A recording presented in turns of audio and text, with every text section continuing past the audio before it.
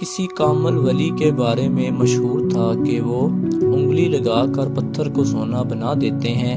یہ خبر اڑتی اڑتی ایک انتہائی غریب شخص تک پہنچ گئی اور وہ بہت تلاش کرنے کے بعد اس ولی تک پہنچ گیا۔ وہ بزرگ اس وقت پہاڑی راستے پر چل رہے تھے۔ انہوں نے اپنے پیچھے کسی کے پاؤں کی آواز سنی۔ وہ مڑے اور پیچھے دیکھا تو وہ غریب شخص کھڑا تھا۔ اس نے بابا جی کے پاؤں پکڑ لیے اور اپنی غربت کا رونا شروع کر دیا۔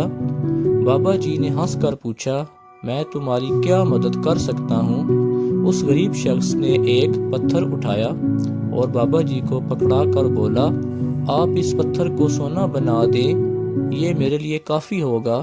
بابا جی نے پتھر کو اپنی شہادت کی انگلی سے چھوا تو وہ پتھر سونے کا بن گیا۔ غریب شخص نے بابا جی کا شکریہ ادا کیا اور واپس چل پڑا۔ بابا جی بھی اپنے راستے پر چل پڑے۔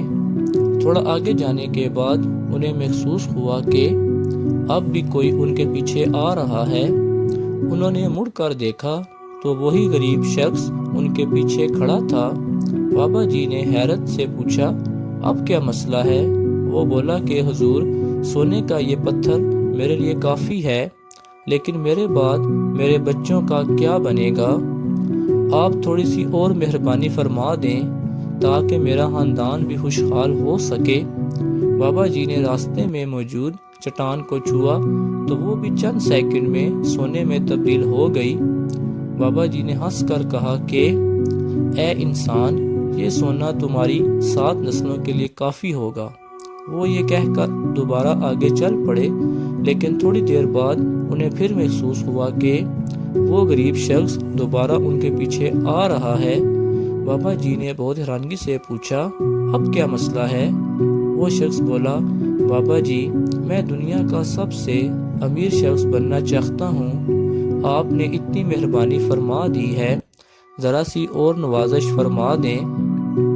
بابا جی کو ہنسی آ گئی اور انہوں نے ہنستے ہنستے اپنی انگلی دائیں بائیں پھیرنا شروع کر دی اور ذرا سی دیر میں پورا پہاڑ سونے کا ہو گیا۔